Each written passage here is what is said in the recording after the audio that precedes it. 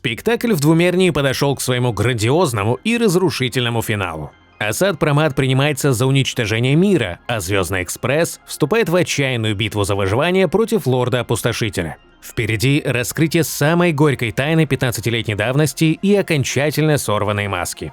Но для начала по традиции освежим в памяти, чем закончился прошлый патч. Он был сосредоточен вокруг расследования личности Асада Промата и линии перековки Блейда.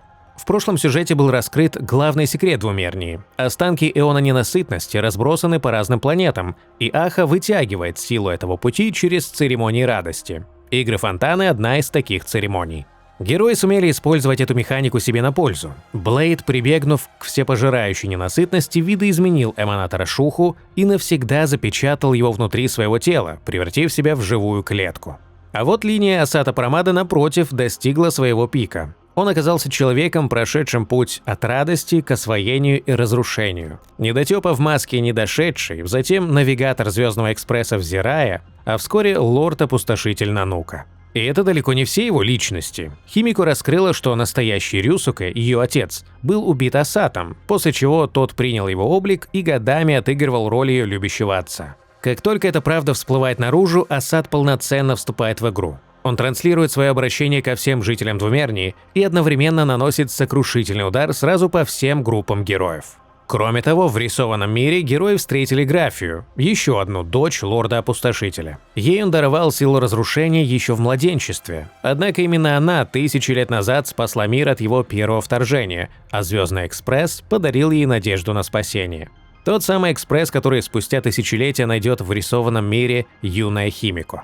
К финалу прошлого сюжета этот семейный клубок запутался окончательно. Сам же Асад раскрыл для себя еще одну правду. Он заявил, что нынешняя Химико – это фальшивка, фантазм, перенявший личину его настоящей дочери и ложно занявший место навигатора. На самом деле в этом плане все гораздо сложнее, просто конкретно сейчас Асад абсолютно уверен, что перед ним подделка. А в чем Асад уверен еще, так это в Hornybox. Это удобный сервис, где донат в ХСР всегда по самым выгодным ценам, куда ниже, чем в игре. Пополнение происходит по UID с моментальной доставкой на аккаунт, а главное, никаких скрытых комиссий и переплат. Все прозрачно и абсолютно безопасно. В случае чего техподдержка всегда на связи. Но не одним ханкаем едины. На сайте множество других популярных тайтлов, от Геншина до Вувы, от быстрого пополнения Steam до подписок на разные сервисы. Под любой ваш запрос найдется лучшее решение. Ссылки на Hornybox находятся в описании под видео. Переходите.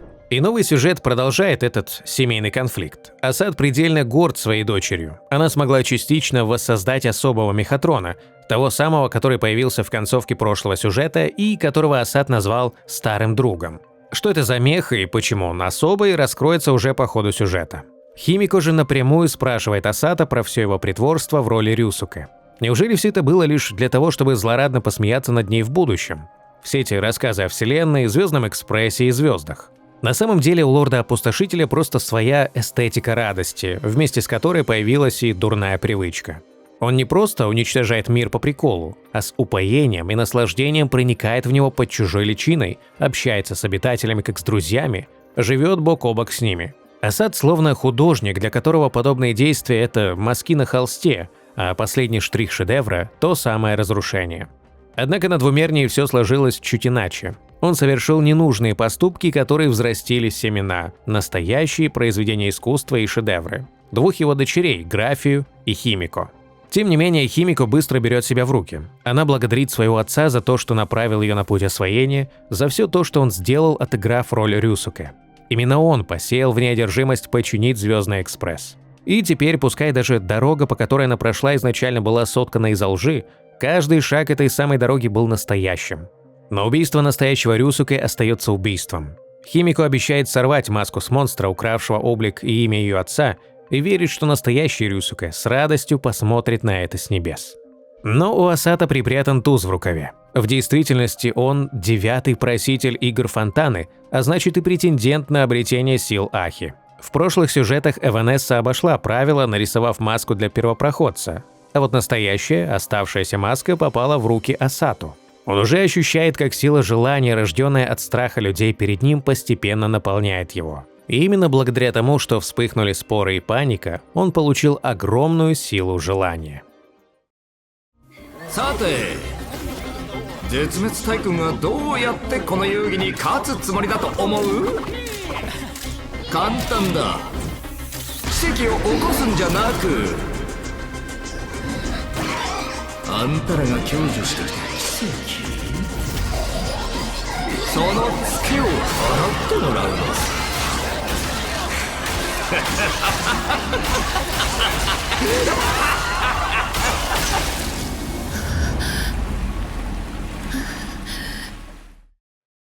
Асад буквально несколькими мазками ввергает двумернию в хаос и разрушение и решает запереть Химико в другой картине, у истоков лжи 15-летней давности. Блейд, Серебряный Волк, Первопроходец, а также Графия находятся в глубинах рисованного мира. Ситуация критическая, поскольку запечатанный зверь ненасытности начал пробуждаться.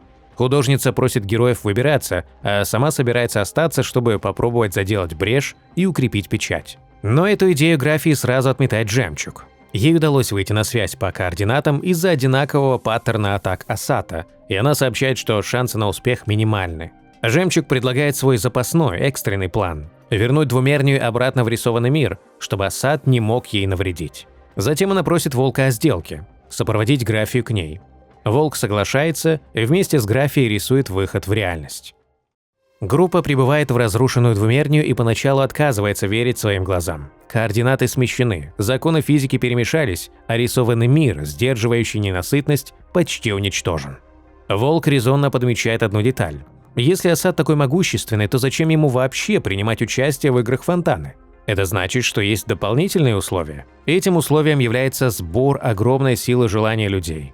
Именно ее он и собирается скормить ненасытности для пробуждения останков Ураборос. Герои решают пройтись по локации и видят золотые корни, словно от священного древа Фонтаны. А вскоре находят и саму Эванессу, явившуюся через картину. Она сообщает, что чувствует. Химико жива и находится в безопасности, хоть Эванесса и не может определить ее точное местоположение. Сама же Эванесса предельно истощена. Как дух древа изобилия, она обязана сделать все возможное для поддержания жизни мира. Те золотые лучи на локации, исходящие от Фонтаны, это как раз и есть то, как Эванесса сейчас удерживает реальность от распада. Сам Асад уже бросил клич как проситель и совершил чудо в виде конца света. Кроме того, она сообщает, что по ее ощущениям конец света, принесенный Асатом Промадом, кажется нереальным и больше похож на некое нестабильное будущее. В сюжете суть способности Асата раскроют позже, а Серебряный Волк пока лишь делает вывод, что это своего рода управление временем. Поскольку этот разрушенный мир пока что является лишь своего рода полуреальностью, остается шанс все переписать и изменить грядущее. Эванесса также использует свои силы для поиска друзей и сообщает первопроходцу, что с ними все в порядке, просто их разбросало по всему миру. С помощью корней древа она указывает направление, в котором нужно искать спутников. Сейчас критически важно вновь собраться всей группой. Напоследок Эванесса просит разобраться с Асатом и исчезает. Вскоре герои находят воспоминания Химико. Используя фантазмоделие, она оставила мазок на картине, чтобы запечатлеть свой разговор с Асатом. Лорд-опустошитель предельно заинтересован как в ней самой, так и в том, что на самом деле случилось 15 лет назад. Все это время, даже скрываясь под личиной Рюсуке, он филигранно пытался выпытать у нее правду, а теперь даже после сброса маски все еще не убил ее. Он слишком любопытен, и у него накопилось огромное количество вопросов, особенно после того, как он увидел ту самую меху и возжелал узнать, что же произошло с его творением. Ну и, конечно, он отшучивается, что сохранил ей жизнь исключительно из отцовской любви. В конце разговора Химико оставляет своеобразную подсказку. Она заявляет, что экипаж даже без нее, своего навигатора, запустит двигатели экспресса и победит в играх. А вскоре она бросает Асату вызов. Он может узнать секреты 15-летней давности, но взамен сам должен будет честно ответить на ее вопросы. На самом деле за всем этим представлением следил двойник Асата, всем своим видом подчеркивая, что он не прочь поглядеть, что предпримут герои. Они легко разбираются с монстрами и отмечают, что этот двойник вовсе не так опасен, как тот настоящий, с которым Серебряный Волк и Первопроходец встретились в прошлом сюжете. Но сам он явно прячется не просто так. Если разгадать секрет его способности, то, возможно, получится остановить апокалипсис. Первопроходец предельно раздосадован пропажей Химико и очень за нее беспокоится, но все же старается взять себя в руки и сделать то, что должен. Группа решает разделиться. Серебряный волк сопроводит Графию к зданию корпорации «Жемчужный блеск». Заодно хакерша создает специальное приложение, чтобы можно было хоть как-то ориентироваться в разрушенной двумернии. Блейд же отправляется на заброшенную подземную станцию, чтобы найти потерявших связь Даньхэна и Вельта. А вот первопроходец отправляется на поиски Звездного экспресса. Ранее поезд находился на станции, но из-за смещения координат и искажения пространства пробиваться к нему придется практически вслепую. По мере продвижения первопроходец видит, как на преобразившихся до неузнаваемости улицах города вышедшие из-под контроля фантазмы нападают на мирных жителей. Спасенные горожане сообщают, что видели ворона, который велел им двигаться к станции. Это дает герою понять, что Воскресенье помогал в эвакуации людей, а значит и с самим Звездным экспрессом должно быть все в порядке. К герою присоединяются Эшвейл, Март и Искра. Прошлый сюжет закончился клиффхенгером с атакой Асата в таверне. Так вот, все, что было дальше, осталось за кадром. Искра придумала план, как использовать сложную планировку таверны, чтобы запутать врага, а затем, видимо, телепортировать его с помощью дверей в определенное место и буквально сжечь. Как и было оговорено в сделке еще со времен патча 4.2 и сюжета Желаны, первопроходец возвращает Искре маску просителя игр. Используя ее, Искра задействует свой вирус Искры на горожанах, чтобы уберечь их от влияния зловещей луны. Эта особая луна воздействовала на разум людей с помощью негативной энергии силы желания, и именно из-за нее фантазмы в двумернии вышли из себя. Первопроходец побеждает ее, и все возвращается на круги своя. Он также просит Искру открыть таверну недотеп для горожан, чтобы у них было укрытие. Та, немного повыделывавшись в своем привычном стиле, в итоге все-таки соглашается протянуть руку помощи для своих искрофанов. Проще говоря, для входа в таверну людям нужно надеть маски Искры.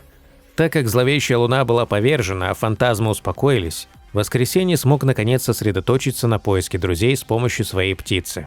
Он указывает направление к станции, где находится экспресс. По пути к ней герой встречает двойника Асата, который раскрывает суть Химико. Он заявляет, что та – псевдочеловек и фантазм, укравший чужую личину. Естественно, первопроходцу на это плевать. Он не собирается слушать россказни, призванные поколебать его волю. В конце концов, настоящая Химико перед ним или фантазм уже не так уж и важно. Асад же ждет не дождется их дальнейших действий. Героям удается добраться до станции, где их встречает Воскресенье. Хоть он и утихомирил панику в толпе с помощью своих способностей, люди не могут не замечать надвигающийся апокалипсис, и им нужна надежда. Учитывая, что в прошлый раз первопроходец уже спас людей от Желаны, он идеальная кандидатура. Воскресенье просит его поговорить с людьми на станции, остальные же пока проверят, насколько сильно завалило экспресс и что вообще с ним. А Яо Гуан, которая уже находится на станции, поможет Блейду отыскать потерявшихся Вельта и Даньхэна. Да, Яо Гуан тоже спаслась за кадром, как и троица в виде Искры, Эшвейла и Март в таверне. Яо создала особые талисманы удачи, которые в связке с птицей Воскресенья помогут определить местоположение товарищей. Первопроходец обходит станцию, разговаривая с людьми и вселяя в них надежду. Между делом он встречает там Нигилюксу с шерстяками, которые с радостью поддерживают своего главного редактора в лице первопроходца. Отдельного внимания здесь стоит сцена разговора Воскресенья и Яо. Та отмечает, что бывший лидер Пинакони вполне хорош и соответствует своему титулу. Именно Воскресенье организовал начальный этап эвакуации, распределение ресурсов и подготовку припасов. Хотя сам он и скромно ссылается на то, что большая часть работы была сделана благодаря помощи местных фантазмов. Яо полагала, что именно паника станет самой главной проблемой двумернии, но недооценила человеческую стойкость. Именно героизм первопроходца и его личный пример показали людям, как нужно справляться с бедствиями и что прежде всего в такие моменты стоит полагаться друг на друга. Для Воскресенья же это откровение становится еще и важным идеологическим сдвигом. Раньше он размышлял о том, каким должен быть совершенный порядок. Он считал, что это строгие правила и законы, где сильной рукой карают нарушителей, или же абсолютное спокойствие, где нет ни капли боли. То, что он по сути и хотел провернуть на Пинаконии, создав вечный сон. Однако сейчас все оказалось куда проще. Порядок – это возможно, когда в критический момент находится тот, кто готов выйти вперед, а остальные готовы ему довериться и пойти следом. И этого уже достаточно. Иными словами, истинный порядок рождается не из тотального контроля, а из добровольного доверия людей к лидеру в трудную минуту. Наконец, на станцию возвращаются Вельт, Даньхэн и Блейд. Теперь команда в сборе. Первопроходец вновь обращается ко всем собравшимся жителям, обещая им надежду. После этого герои принимаются за обсуждение плана дальнейших действий. Первопроходец вспоминает подсказку от Химико про запуск двигателей и победу в играх. Дело в том, что эти действия – нечто само собой разумеющееся. Экипаж поступил бы так даже без ее напутствия, а значит, в этих словах должен быть дополнительный скрытый слой смысла, который могут понять только безымянные. Но мы, наконец, переносимся к Химико и Асато. Лорд-опустошитель буквально воссоздал картину ее прошлого. Взяв за основу историю отца и дочери, Асад Прамат подготовил пространство, чтобы задать Химико вопросы о первой половине ее жизни и раскрыть 3 тайны, скрытые в ее памяти. Механика картины такова.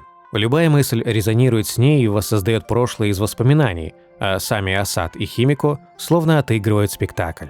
В первом фрагменте воспоминаний на день рождения маленькой Химико Рюсуке подарил ей модель корабля-кометы, вдохновляя дочь устремиться к звездам. На ее расспросы Рюсуке рассказал, что край Вселенной называется Пегана, и хотя сам он там не бывал, он знал человека, который пришел оттуда. Химико понимает, что речь, видимо, шла об Акивиле. Она также отмечает, что в действительности Асад всегда оставлял своего рода бреши в своих рассказах. Иногда у него просто срывались слова вне роли. Во втором фрагменте Химико заглянула в записи отца, а после принялась рисовать «Звездный экспресс». Рюсуке рассказал ей легенду об одном навигаторе. Когда пал эон освоения, безымянные один за другим покинули экспресс, и на нем остались лишь тогдашний навигатор и один пассажир. И вот однажды на экспресс проник фикциолог истории. Он исказил бортовой журнал поезда, но навигатор восстановил записи уже на следующий день, потому что помнил имя каждого пассажира и координаты каждой звезды. Так Химико догадалась, что Асад Прамат когда-то и был тем самым навигатором по имени Взирая. Что в целом неудивительно, учитывая расследование в таверне. Асад Прамат спокойно в этом признается и просит Химико открыть дверь к истине, за которой скрывается первый секрет ее прошлого. Как именно она нашла и починила застрявший экспресс. В этом пространстве воссоздана мастерская Химико. Она переоборудовала ее из комнаты матери после ее смерти, а сам Асад сюда ни разу не заходил. Химико нашла экспресс на побережье рисованного мира в свой самый одинокий день рождения. Именно тогда смертельное проклятие выветривания неумолимо усилилось, безжалостно распространяясь по всему ее телу. Сгорая от боли и отчаяния, девочка сбежала из дома. Она брела в одиночестве до тех пор, пока не вышла к побережью, где и увидела застрявший Звездный экспресс. Однако экспресс был не единственным, что изучила Химико. Она также исследовала наследие Пеганы, родного мира Акивили. Речь идет о той самой мехе из новой СП-версии Химико и из катсцены прошлого патча. Этот мех – особое оружие с родины Акивили. Согласно базе данных, такие машины могли противостоять даже Левиафанам. Человекоподобное оружие Пеганы когда-то было частью экипажа экспресса, но данные о нем исчезли вместе с гибелью Эона. Сам Акивили хранил молчание о подобных роботах, поэтому ни полноценного чертежа, ни инструкций по сборке не сохранилось. Из-за этого молодая Химико совершила настоящее чудо. Она буквально воссоздала чертеж как картину, намереваясь использовать фантазмоделие для создания деталей. Естественно, мех на текущий момент в сюжете не завершен. Химико попросту не хватило сил и энергии и желания на его полноценное воплощение. Желая стать такой же свободной и сильной, она дала этой машине имя – Звездопроходец. Сам дефектный мех все еще существует в этом пространстве, и Химико даже пару раз ударила им по окружающему миру. На это Асад заявляет, что ее попытки бесполезны, и разрушить картину она не сможет. Тем не менее, Химико потребовала, чтобы Асад Прамат передал ей контроль над фантазмом в качестве сделки за продвижение дальше по воспоминаниям. В воспоминаниях иная сцена. После обнаружения Звездного экспресса и начала его восстановления, состояние Химико из-за проклятия выветривания резко ухудшилось. Ей пришлось раз за разом ложиться в больницу, и с каждым днем мечта казалась все более недостижимой. Тяжело больная Химико неоднократно пыталась сбежать из палаты, но безуспешно. Медсестра лишь уговаривала ее больше отдыхать. А рядом на мольберте стоял ее автопортрет, та взрослая версия себя, которой ей уже не суждено было стать. Наконец раскрывается суть Химико-фантазма. Юная больная Химико буквально нарисовала себя такой, какой всегда мечтала стать. Она вдохновилась навигаторами из истории экспресса, одним из которых, по иронии судьбы, был как раз Взирая. А затем, используя собственные воспоминания, силу желаний и фантазмоделия, она создала иную себя – Мотоко. Так в мире и появилась взрослая Химико-фантазм, которая начала помогать своей создательнице. Мотоко даже втайне принесла все нужные инструменты и чертежи прямо в лечебницу, чтобы Химико могла и дальше идти к своей мечте, ведь она знала, что та никогда от нее не отступится. Мотоко стала руками и ногами Химико. Она брала на себя всю физическую работу по восстановлению поезда, о которой они договаривались по вечерам, в то время как сама Химико занималась инженерными расчетами и проектированием. Так Мотоко помогала постепенно восстанавливать экспресс, подбадривая девочку и обещая, что они обязательно починят его вместе. А если не получится, тоже не беда. Мотоко предлагала думать иначе. Кто-то придет после них и завершит начатое, так что их усилия уж точно не пропадут даром. Мотоко даже училась улыбаться перед зеркалом каждый день, полагая, что ее улыбка недостаточно яркая и вдохновляющая для болеющей девочки, прикованной к кровати.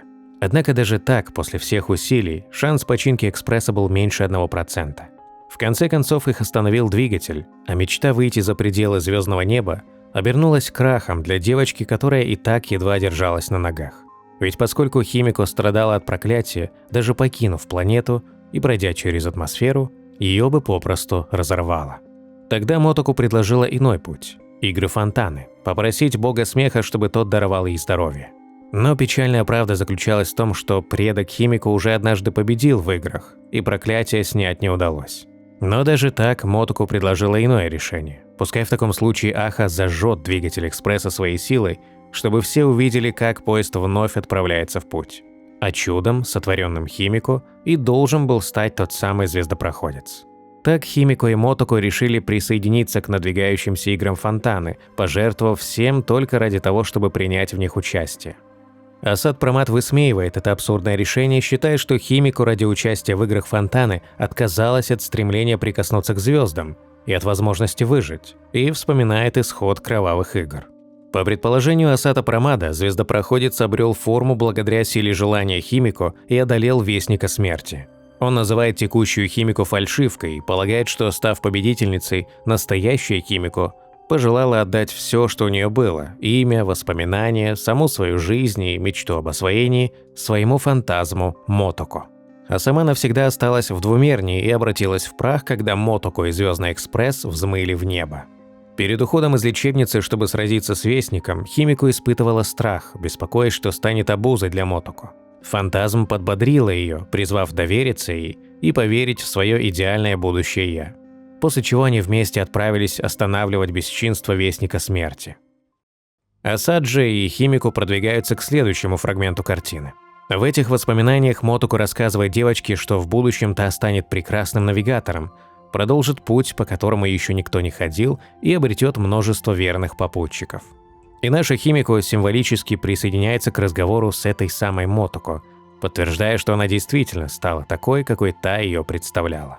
В действительности наша Химико из сюжета никакой не фантазм. Это самая настоящая и подлинная Химико, которая выжила.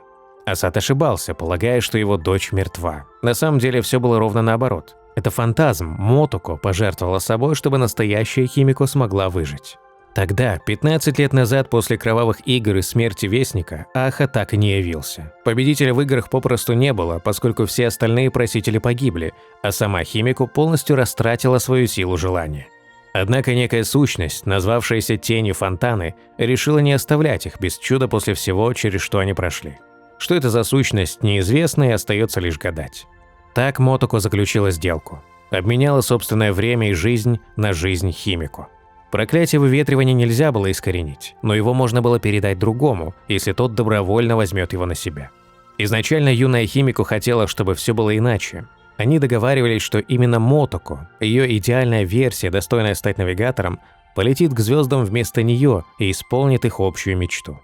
Но эта идеальная версия не была бы истинным навигатором, если бы пошла на такой шаг. Созданная по прообразу безымянных, вобравшая в себя саму суть освоения, Мотоко не могла оставить свою создательницу умирать. Когда в груди девочки возник отчаянный порыв во что бы то ни стало увидеть звездное небо, это пламя и резонанс с освоением и зажгло двигатель экспресса. На прощание они дают друг другу обещание. Когда Химико станет таким же навигатором, как Мотоко, она обязательно вернется на это место со всеми историями из разных миров. А если найти друг друга не выйдет, Химико расскажет эти истории лунному свету самой Фонтаны. Мотоко обещает, что непременно станет звездой и будет вечно ее охранять. Звездный экспресс пронзает атмосферу, и Химико устремляется к звездам. На этом освоение Мотоко заканчивается, чтобы истинное освоение Химико могло начаться.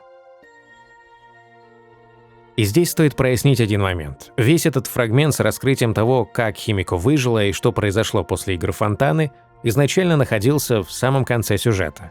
Но мы приняли решение переставить эти блоки местами, чтобы не разрывать повествование и контекст. Именно поэтому сам Асад всей правды так до конца и не узнает. Конечно, лорд-опустошитель внезапно осознает, что его дочь жива. По иронии судьбы, 15 лет назад он поспешно вернулся в Двумернюю и увидел улетающую точку света. Тот самый Звездный экспресс. Он уже замахнулся, чтобы сбить его, прямо как 1000 лет назад во время своего первого вторжения, словно падение и вознесение экспресса зависят лишь от его прихоти, эдакая мания величия. Но в итоге в нем взыграло любопытство, и он не стал ничего делать. Сама же Химико считает, что застрявший экспресс рано или поздно все равно снова отправился бы в путь. Даже без нее кто-нибудь обязательно нашел бы и починил его. Асад и Химико перемещаются дальше по воспоминаниям, и лорд допытывается, как именно ей удалось исцелить проклятие выветривания. В действительности Асаду не было до этого никакого дела. Химико прямо указывает на его истинную цель – выяснить, как Аха отреагировал на разрушение игр Фонтаны. И здесь она заходит с козырей. Как мы уже знаем, никакой аудиенции у Ахи вовсе не было, а финальное решение приняла Мотоко. Поэтому ответа, который так отчаянно искал Асад Прамат, попросту не существует. Поскольку ответа нет, Асад теперь без зазрения совести может принести миру разрушение. На самом деле, все это испытание было своего рода проверкой от самой Химико. Она хотела дать ему последний шанс, как бывшему навигатору, но теперь окончательно понимает, что перед ней лишь враг экспресса. Более того, Химико разгадала суть способности Асата Прамада. Для воплощения вероятности он использует фантазмоделие и страхи людей. Более подробно эту механику мы разберем чуть позже, когда герои будут придумывать, как это контрить. Сама же Химико получила контроль над звездопроходцем вовсе не просто так. Ударяя мехой по пространству картины, она создавала гравитационные волны, чтобы отправить зашифрованный сигнал бедствия своим товарищам и передать информацию о способностях Асата. Даже это созданное фантазмоделием пространство оказалось не способно заблокировать особый сигнал безымянных. На такой выпад Асад Прамат лишь рассмеялся, заявив, что истинной целью его визита была не Химико и не Аха, а завершение путешествия первопроходца. Ну а мы переносимся немного назад во времени, к моменту, когда экипаж получает ту самую подсказку от своего навигатора. После небольшого мозгового штурма о том, при чем тут вообще двигатель, команда догадывается, что речь идет о гравитационных волнах при гиперпрыжке экспресса. Героям остается лишь использовать зонд, поймать отправленный мехой сигнал и расшифровать его суть. Спустя некоторое время Воскресенье связывается с Помпом внутри поезда. Та переводит сообщение и раскрывает истинную природу способностей Асата. Тут сценаристы намешали знатный винегрет из квантовой физики и пространственной магии. Постараемся объяснить все как можно проще. Сила Асата строится на нескольких вещах. Во-первых, это просмотр вероятности будущего. Здесь работает сила пути завершенности, с помощью которого он эти сценарии и способен видеть. Во-вторых, это, как ни странно, фантазмоделие. Асад здесь буквально художник. Получая энергию от страха людей, он способен перерисовать реальность так, как ему необходимо, просто воплощая их ужас. Работает это так. Асад делает набросок катастрофы, например, устраивает локальный взрыв или появляется в виде кубикоголового гиганта. Толпа это видит, до безумия пугается и начинает коллективно верить, что им всем конец, а лорд Нанука их сейчас убьет. Эта массовая паника генерирует тонну энергии. Асад забирает ее и использует как топливо, чтобы нанести свой последний штрих разрушения уже на всю планету. Именно это и происходило в кат-сцене в начале сюжета. Он буквально делал мазки апокалипсиса. И именно поэтому Эванесса тогда сказала, что конец света ощущается каким-то иллюзорным. Асату нужно время и энергия страха, чтобы этот апокалипсис закрепился и стал реальностью. С двойниками Асата суть та же. Он не умеет клонировать себя в классическом понимании. Он смотрит на неопределенные возможности будущего, где он находится в разных местах, и, используя ровно то же самое фазмоделие, буквально рисует эти вероятности в настоящем. В бою его способность работает аналогично. Уклоняясь, он словно воссоздает и фиксирует нужное ему развитие событий. Поэтому, чтобы победить Асата и отменить иллюзорный конец света, нужно воссоздать другой вариант будущего и закрепить уже его. Самый простой способ, конечно же, одолеть Асата Прамада на глазах у всех. Но для начала нужно решить проблему с его квантовыми уворотами и тысячами двойников. И вот тут в игру вступает Яо Гуан. Еще в прошлом патче она расставила перья для своего 10-гранного барьера. Генерал собирается призвать духа охоты и своими глазами начать высчитывать будущее Асата, тем самым принудительно закрепляя единственную вероятность его существования. Так Асат будет лишен своих способностей и двойников. Поскольку его будущее теперь забетонировано в одной точке, у него больше не будет доступа к тем самым неопределенным возможностям. А раз нет неопределенности, ему физически не из чего брать другие сценарии, чтобы воплощать их через фантазмоделие. Но есть нюанс. Побочным эффектом этой снайперской слежки за Асатом стало то, что судьба мира вокруг него тоже закрепляется. Поэтому, чтобы дать двумерный шанс, само наблюдение будет вести первопроходец, как свободная личность, способная проложить путь в лучшее будущее. Так Яо, Воскресенье и Первопроходец приведут к коллапсу двойников Асата, обнажив его настоящего. Остальные же в это время достанут экспресс из-под завалов и подготовят его к финальной битве. Вельт благодарит Воскресенье за помощь и самоотверженность на протяжении всего пути, отмечая, что тот уже поступает как настоящий безымянный. Воскресенье наконец раскрывает свои мысли. Изначально он поднялся на борт, чтобы найти ответы для себя, но экипаж научил его тому, что освоение – это не только стремление к далеким звездам, но и преодоление превратности судьбы рука об руку друг с другом. Перед отправлением на башню Яо просит первопроходца непрерывно наблюдать за ней, чтобы зафиксировать ее существование. Все из-за ее болезни. Если коротко, она буквально исчезает из реальности. 30 лет назад генерал попыталась не просто предсказать исход битвы, а насильно переписать саму судьбу. За такую наглость она обрела болезнь, названную смещением синхронизации. Работает это по суровым законам квантовой физики. Яо Гуан стабильно существует в мире, только пока за ней кто-то наблюдает. Стоит отвернуться или ослабить внимание, и она может навсегда стереться из пространства и времени. Поэтому она просит первопроходца стать ее зрительным якорем, смотреть на нее и не отворачиваться, чтобы она не исчезла раньше времени, даже если ее судьба по итогу этого наблюдения будет незавидной. Вскоре первопроходец вместе с Яо Гуан добирается до вершины телебашни. Асат Прамат уже поджидает их и тут же окружает бесчисленными двойниками. Недолго думая, Яо применяет на Асате способность своих глаз. 帝宮は宇宙をめぐり戦線を見通し運命の道筋は玉鳥に記される天眼開きし時吉凶はおのずと示されん Первопроходец видит истинный облик Асата Прамада и парящий над его головой знак «Горе», сулящий лорду-опустошителя неизбежное поражение. Асат Прамад в действительности только рад такому раскладу, ведь подобное отчаянное сопротивление героев, цепляющихся за малейшие крупицы шансов, и приносит ему истинную радость. Однако, бросив все силы на наблюдение, Яо Гуан остается беззащитной, и Асат стирает ее существование. Теперь она может вынырнуть из прослойки между реальностями в любой случайный момент, через пару дней, лет, тысячелетий, или не вернуться вообще никогда. Очертания Яо Гуан постепенно размываются, и прежде чем окончательно исчезнуть, она вверяет первопроходцу миссию одолеть Асата Прамада. Тот совершенно не против такого расклада, ведь первопроходец сам пришел к нему.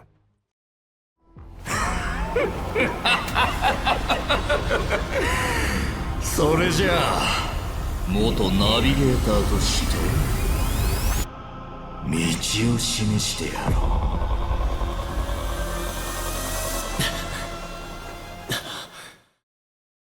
Герой попадает во двор Фонтаны, где Асат Прамат, подобно химику, предлагает первопроходцу сыграть в игру, ответить на 8 его вопросов. Но с точки зрения метанарратива, разработчикам просто нужно было куда-то ввалить огромную гору лора. Причем здесь вшит самый настоящий рандом с броском кубика, который определяет честность ответов. Есть критическая удача, обычная удача и неудача. Чтобы выбить все, буквально нужно перезаходить в игру и реролить.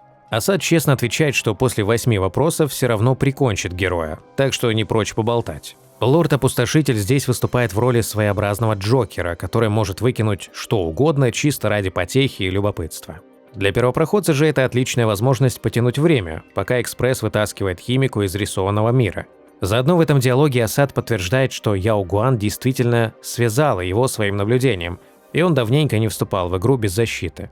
То есть его читерские способности и двойники наконец-то отключены. Естественно, пересказывать абсолютно весь этот рандомный лор мы не будем, материала там слишком много, но самую главную и важную базу осветим. Первый из вопросов. Как герой победить Асата? Иронично, но ответ кроется в самом первопроходце, а точнее в его Стеллароне. Он должен пробудить его благодаря хлынувшему потоку человеческих желаний, подобно тому, как это было в патче 4.2 с Желаной. При этом всплывает важнейшая деталь. Стелларон внутри главного героя особенный. Как мы знаем, все стеллароны — это порождение эона гармонии Шипе, но конкретно на этом стоит еще и метка освоения. Он буквально откалиброван под этот путь. А благодаря равновесию внутри первопроходца уживаются две противоположные силы. Более того, само физическое тело героя было искусственно создано именно как идеальный сосуд для удержания этого равновесия. Следующий вопрос – жив ли Акивили, эон освоения? По словам Асата, он действительно мертв, но в то же время и жив, в таком смысле, которого не ожидал даже сам. Суть в том, что для сущности такого порядка падение или смерть – это лишь смена формы существования. Акивили всегда стремился вырваться за пределы путей и самой Вселенной, и после его исчезновения на горизонте осталась лишь некая точка света. Ответ, конечно, запутанный, но тайна пропажи Акивили – это один из главных столпов игры, так что прямых ответов никто и не ждал. Не уходя далеко от темы, Асат объясняет, почему многие встречные называют первопроходца именем Акивили. Дело не в том, что герой просто идет по его стопам и похож на него. На фундаментальном уровне первопроходец постепенно становится новым средоточием пути освоения. Это естественная реакция Вселенной на отсутствие эона. Герой пока не божество, но стремительно движется в эту сторону. Иными словами, происходит нечто похожее на сюжет Пиноконии. Как Воскресенье там едва не стал новым эоном порядка Энной, так и первопроходец прямо сейчас, видимо, эволюционирует в нового эона освоения. Ну а теперь вопросы по Асату. Что вообще творится у него в голове, зачем ему понадобилось убивать бога радости и как он докатился до такой жизни? Как известно, изначально Асат был недошедшим, одним из недотеп в масках. И, как ни странно, он был наивным идеалистом. Он искренне верил, что способен подарить улыбку каждому страдающему и нес людям надежду посреди хаоса. Но каждый раз человечество показывало ему свою гнилую натуру. Чтобы найти лекарство для умирающей радости, он поднялся на борт Звездного экспресса под именем Взирая, надеясь отыскать ответы на краю Вселенной. Но вместо этого он лишь в очередной раз убедился в человеческих пороках. Люди, упиваясь блаженством, сами же превращали свой мир в ад, и так по кругу. Окончательно Асат сломался в секторе Адливун, где воочию зрел вознесение Нанука. Увидев пламя разрушения, Асат понял – Акивили ошибался. Вселенной не нужно ни освоение с его бесконечным путешествием в никуда, ни рай радости, оборачивающийся гнилью. Любое неравенство должно получить один единственный одинаковый финал. Так навигатор погиб и родился Асат Прамат. Теперь его идеология – это крещение страданием. Он верит, что истинное счастье, объединение и героизм проявляются только в критические моменты на самом краю гибели. Устраивая свои апокалипсисы и злые шутки, он отсеивает людей, полагая, что лишь те, кто пройдет через кромешный ад его испытаний, достойны познать настоящую, пусть и кратковременную радость. Что же касается убийства Ахи, то здесь нет ни капли ненависти. Еще покидая таверну недотеп, Асат бросил фразу «Радость мертва». Суть в том, что эон словно утратил первоначальный смысл своего пути. Его смех выродился в бессмысленное наслаждение, которое пожирает его самого. Аха стремительно скатывается в безумие вселенского масштаба. Вечный хаотический фарс без капли логики. А это уже раковая опухоль на теле Вселенной. И Асат хочет убить его не ради мести, а ради величайшего благословения. Он хочет подарить своему бывшему божеству самый грандиозный финал из всех возможных, уничтожив его до того, как тот окончательно сгниет изнутри. Для Асата это высшая дань уважения.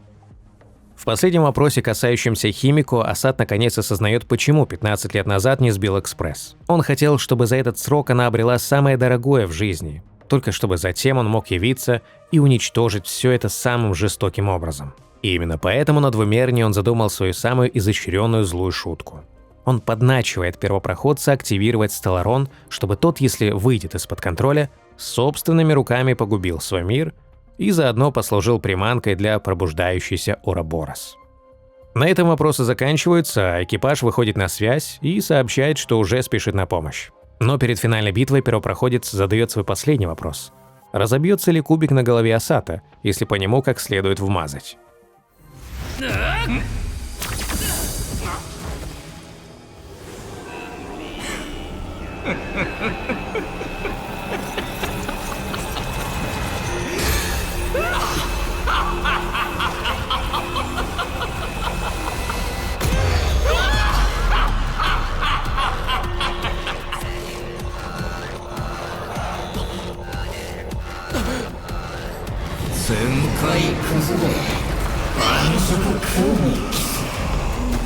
あんたらの負けははなから決まっとったんだよ。舞台の主人公は今回もあんただ。英雄は人々の願いを背負い正確に火を通し一撃で魔王を仕留めるのか、あるいはこの世界終焉の後悔を残すのか。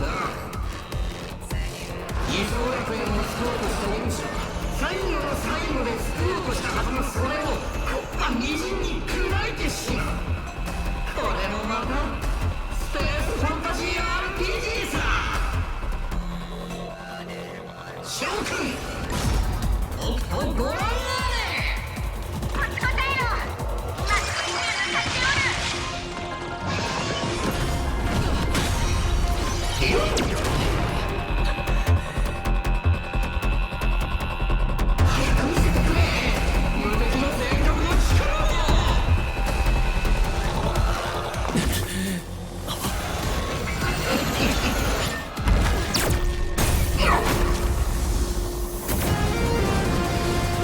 間に合ったか。七死人は一人も欠けぬ約束さ。主人公さん、モフモフ号が迎えに来たわよ。本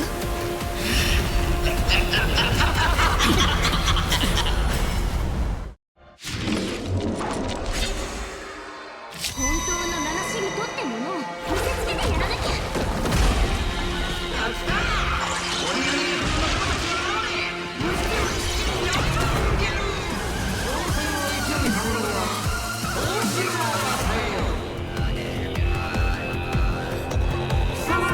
報酬第2段階の増税だ。レディース&ジェントルメン、ご紹介しよう。第2の仮面はくたばるなよ。未来を振り直す。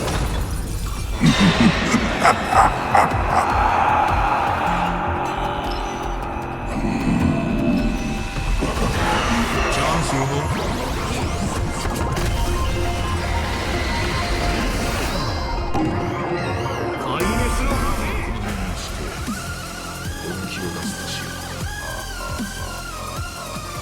それではお目にかけよう。大いなる壊滅者との死闘で手にした我が第三の仮面を。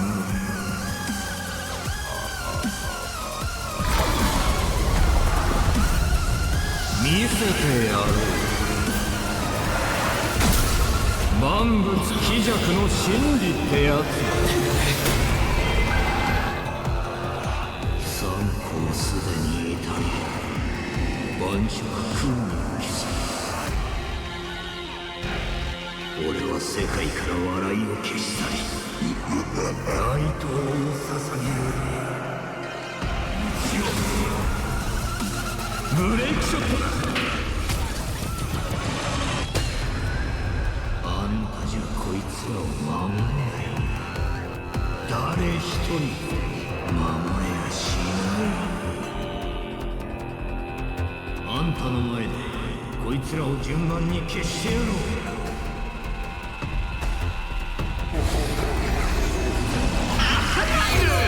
万色空に帰す。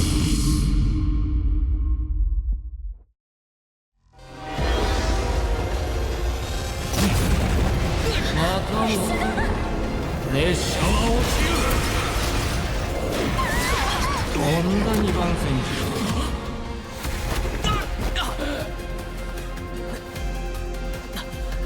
そらあんたにも見えたろ。逃れられない終末は。あんたは失敗した。ゲームオーバー。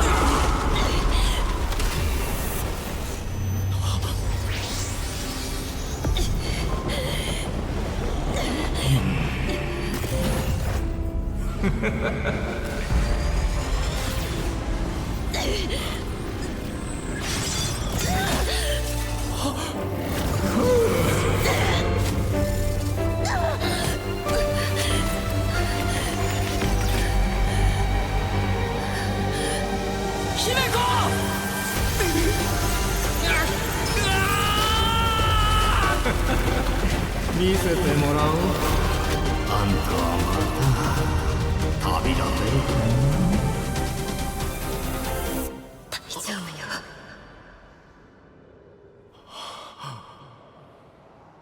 ここにいるわ。Первопроходец приходит в себя на берегу моря. В том самом месте, где 15 лет назад больная, одинокая девочка впервые увидела застрявший экспресс. А произошло это вот почему.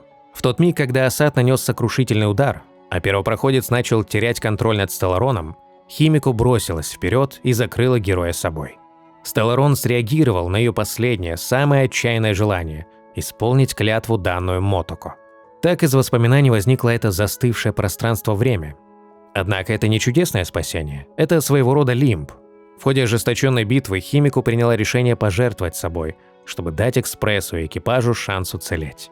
И сейчас она использует эти последние, отведенные ей мгновения, чтобы попрощаться. Она смирилась со своим финалом, понимая, что путь безымянных всегда таков. Он начинается неожиданно и также неожиданно обрывается. Навигатор передает последнее наставление своему экипажу.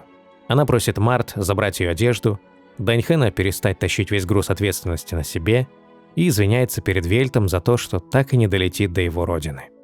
Самому же первопроходцу она оставляет свое главное наследие. Круг замыкается. 15 лет назад Мотоко пожертвовала собой ради нее, а теперь Химико отдает жизнь ради нового поколения. Она просит героя вступить на этот путь без покровительства Эона, стать самому себе божеством и продолжать освоение. А когда придет время, обязательно вернуться и рассказать ей все свои истории из разных миров. И если он не сможет ее найти, то пусть просто посмотрит на звездное небо.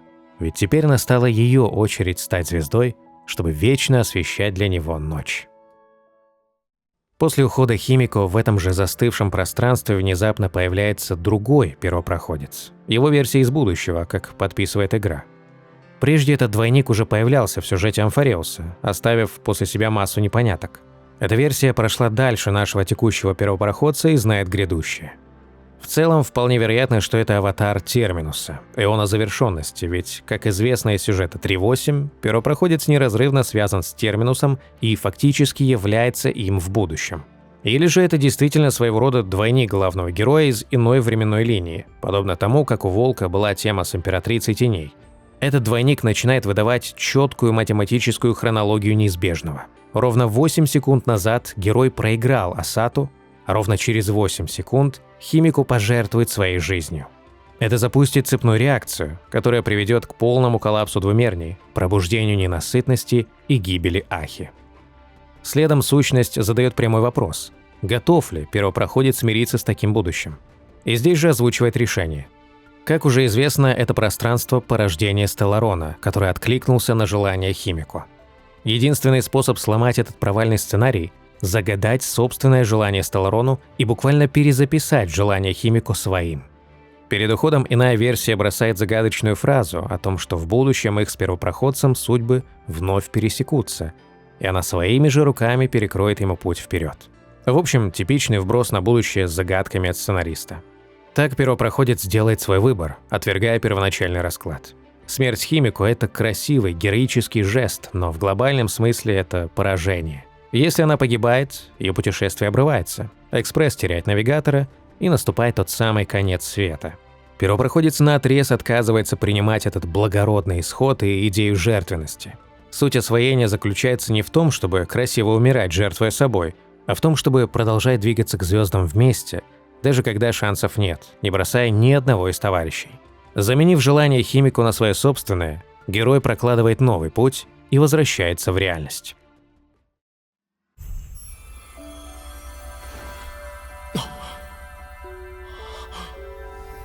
前へ進むには失うことになれないとそんなの信じない絶対に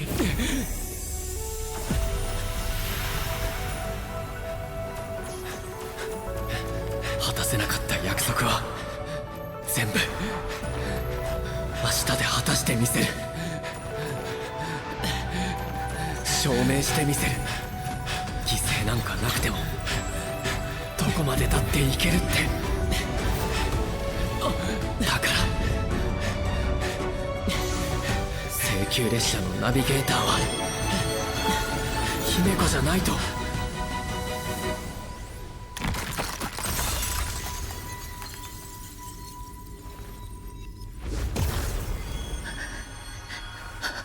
絶対誰にも奪わせない。うちらだってみんな君のそばにいる。ありがとう。約束を守ってくれる。私たちが進むのは未踏の地へ至るためだけじゃない。いつかの約束のため。請求列車は再び旅立ち、いつか軍政にたどり着く。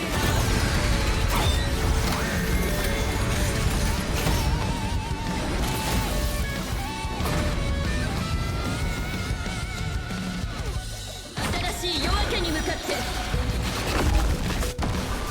15年前も今もあんたは運命を決める神なんかじゃない。歩んできた道から逃げ出したただの臆病者よ。皆さん、あんたが歩き通せなかった道を行く開拓の後輩たちの姿を。一別は壊ない。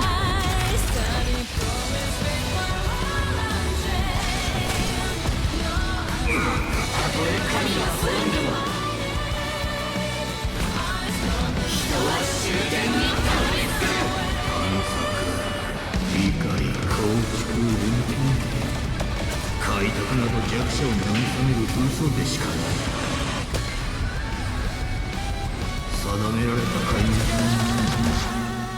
希望などあるしない。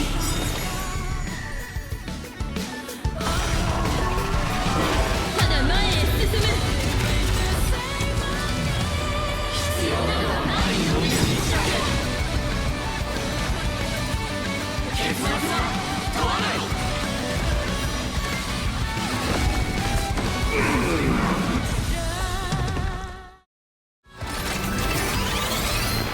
そして困難な局面でも前を見据えて乗り越える。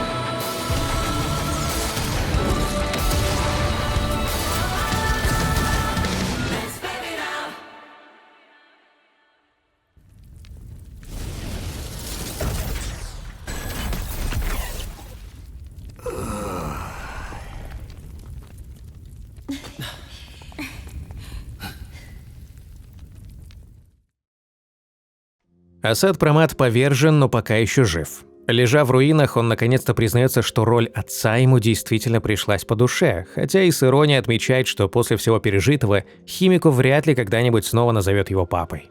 Это доказывает, что какие-никакие теплые чувства к своей дочери этот безумец все-таки испытывал. Напоследок лорд-опустошитель заявляет, что дрожь Стелларона теперь направит вселенную по совершенно иной траектории. Но триумф героев длится недолго. Как и планировал Асад, этот колоссальный всплеск энергии пробуждает в глубинах двумерний давно запечатанные останки зверя ненасытности – Левиафана Ораборос. Это и есть прощальная, величайшая награда Асада для экипажа за их победу. Именно на этом мощном клиффхенгере заканчивается сюжет. Ну а теперь, после всего этого сюжета, который подан, откровенно говоря, максимально запутанно в финале, давайте ответим на главные вопросы. Что вообще произошло, откуда взялась Меха и как спасли Химико? Сначала вспомним план Асата. Он сам подначивал первопроходца использовать Стелларон, утверждая, что это единственный способ победить. Фактически он рассчитывал на злую шутку. Перегруженный Стелларон выйдет из-под контроля, и главный герой собственными руками уничтожит все вокруг. И поначалу все шло именно так. Давайте разберем финал по шагам. Перегрузка. В момент, когда Химико защищает первопроходца, Стелларон действительно начинает выходить из-под контроля. Обнимая героя, Химико вспоминает последнее желание, данное Мотоко, и свое обещание. Стелларон реагирует на эти эмоции и воссоздает сцену крушения экспресса с Химико. Подмена желания.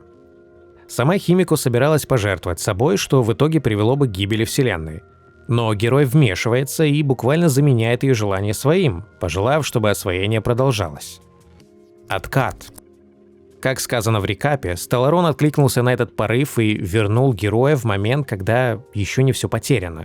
Ранее двойник первопроходца говорила, что Химико пожертвует собой ровно через 8 секунд, а 8 секунд назад как раз был момент проигрыша Асато. То есть произошел то ли локальный откат времени, то ли переписывание реальности. Первопроходец возвращается и помогает Химико ровно в ту секунду, когда она закрывает его собой с помощью мехи. Игра подает это все очень скомканно и без нормальных объяснений, поэтому свои теории смело пишите в комментарии. Появление звездопроходца. Уже после этого отката, видимо, благодаря колоссальной силе желания, поглощенной из Стелларона, и с помощью фантазмоделия Химико воссоздается полный звездопроходец, огромная меха, а запитывает ее энергией и использует для удара все члены экипажа экспресса одновременно. Новая форма Химико. Что касается ее нового облика, то ответ кроется в истории персонажа. В том самом пространстве Химико действительно удалось исполнить данное Мотоку обещание – рассказать о своих приключениях ее духу, который, видимо, был воссоздан Стеллароном. Иначе непонятно, откуда ему там было взяться. Дальше по тексту описывается, что Химико стала единой со своей собственной мечтой, то есть единой с Мотоку. В истории написано так. 2 теплые ладони мягко соскользнули с ее спины. Девочка нежно улыбнулась, и их силуэты слились в один. А это как раз ровно то, что мы и видели в катсцене, где Химико обрела новую форму. То есть, судя по всему, благодаря этому пространству желаний от Стелларона, Химико исполнила сначала обещание прошлого, а затем попросту слилась с духом Мотоку или чем-то подобным. Это даже несмотря на факт, что само желание было заменено первопроходцем. Сценаристы в целом подали финальный фрагмент сюжета довольно скомканно, но мы постарались объяснить механику как можно проще. А если все еще непонятно, попробуйте перемотать видео и переслушать этот фрагмент. Что касается Звездограда, куда отправятся дальше герои и ненасытности, тут все предельно туманно. Сюжет обрывается на суровом клиффхенгере с пробуждением Ураборос, а следующая планета – это курорт с зарянкой в купальнике и авантюрином в пляжных шортах. Возникает максимальный диссонанс. С одной стороны, у нас угроза космического масштаба, и двумерник грозит полное уничтожение, а с другой, герои вроде как едут отдыхать на пляж. Посмотрим, как разработчики это обыграют. Скорее всего, персонажи просто покинут двумернюю. Либо начнется массовая эвакуация, либо себя проявит Графия и вновь запечатает останки Ураборос в рисованном мире. Вспоминаем, что именно этим она и хотела заняться изначально – удержать печать. Ну, либо она вообще запечатает всю двумернюю целиком обратно в картину. Тем более, что Серебряный Волк и Жемчуг как раз восстановили связь и надежно закрепили координаты. Ранее мы уже разбирали предысторию Асато и то, как именно он пришел к своей извращенной эстетике радости. Само пробуждение ненасытности Асато рассматривает как новое испытание для героев, о чем он прямым текстом пишет в отложенных сообщениях, которые приходят после сюжета. Причем он специально подстроил все так, что кто бы ни победил, Ураборос все равно начала бы просыпаться. Отдельно стоит отметить важную деталь. Хоть Асато планировал сыграть со Стеллароном злую шутку, где-то в глубине души он все же надеялся, что герои победят и докажут его неправоту насчет освоения. Об этом он сам упоминает в смс-ках, а в описании материала с босса и вовсе открыто хвалит героев, называя их истинными наследниками Акивили. Так что частичка бывшего навигатора Взирая в Асате все-таки осталась. Прямо как и молодая Химико, в своем детстве он надеялся, что те, кто придут после него, смогут преодолеть непреодолимое. Но насчет того, погиб лорд-опустошитель или выжил, пока абсолютно непонятно. Есть доводы в пользу обоих вариантов. С одной стороны, напрямую прописано, что Асат при смерти, Химико заявила о победе над ним, да и последние его слова выглядели как предсмертные. Более того, в сплетнях Шерстяк, отвечая на вопрос со своего аккаунта, он пишет, что это действительно так, он погиб, а сами эти ответы генерируют его кубики, просчитывающие вероятности. С другой стороны, напрямую его смерть так и не показали, да и сливать лорда-опустошителя за 2 патча – это как-то чересчур даже для Старрейла, согласитесь. Особенно учитывая, сколько лора ему подвезли. Поэтому будем посмотреть, что там в итоге по Асату. Отдельно стоит отметить воскресенье. В этом сюжете Вельт уже буквально назвал его безымянным. Он осознал путь освоения, нашел свой ответ на порядок, слаженно действовал совместно со всем экипажем, а в концовке битвы перед финальным ударом даже повторил строчку из клятвы первопроходцев. А после сюжета Химико и вовсе решила поговорить с ним в качестве навигатора. Посыл предельно понятен. Видимо, в воскресенье наконец официально присоединится к экипажу и получит свой билетик первопроходца. Не забудьте подписаться на канал и нажать на колокольчик, чтобы вовремя получать уведомления и не пропускать новые видео. Обязательно посмотрите прошлый ролик по подсказке на экране.